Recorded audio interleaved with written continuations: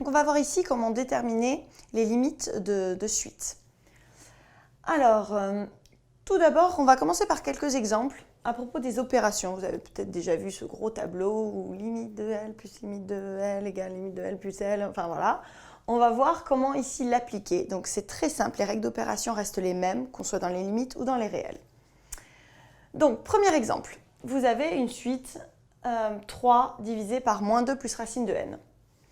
Alors, on sait que racine de n tend vers plus l'infini et moins 2 tend vers moins 2.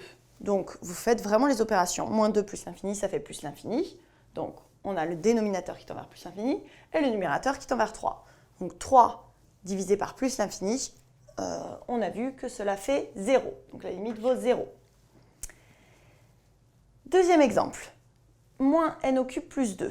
Alors, n en plus l'infini tend vers plus l'infini, n au cube.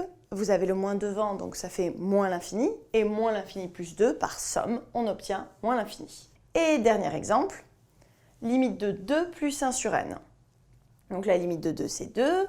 La limite de 1 sur n, lorsque n tend vers plus l'infini, est égale à 0.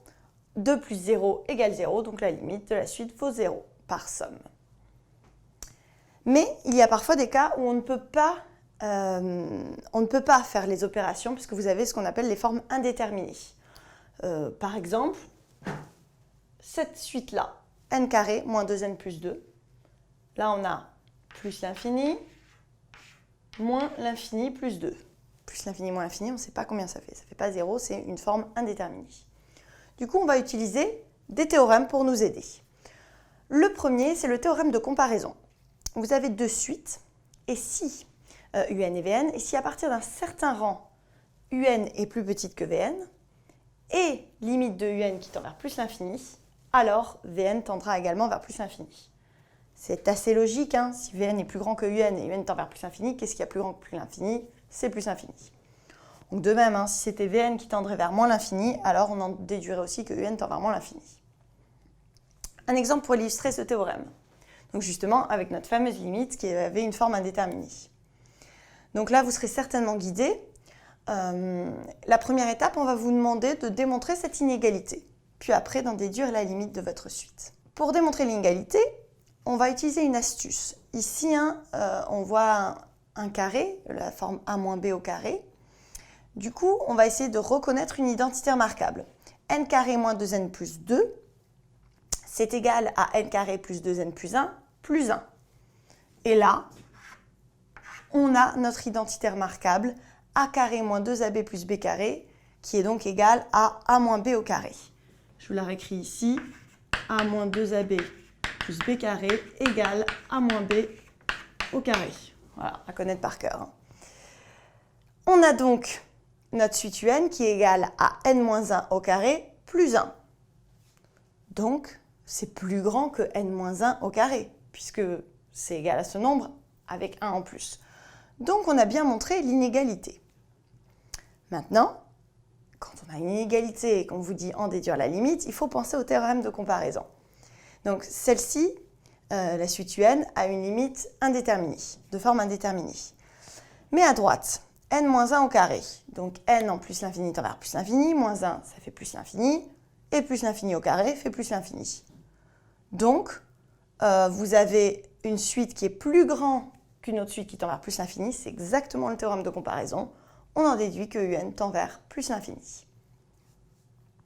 Deuxième théorème, puisque là, le problème, c'est que si on était tombé sur une limite égale à 3, on sait que la limite est plus grande que 3, mais en fait, ça ne nous permet pas de conclure.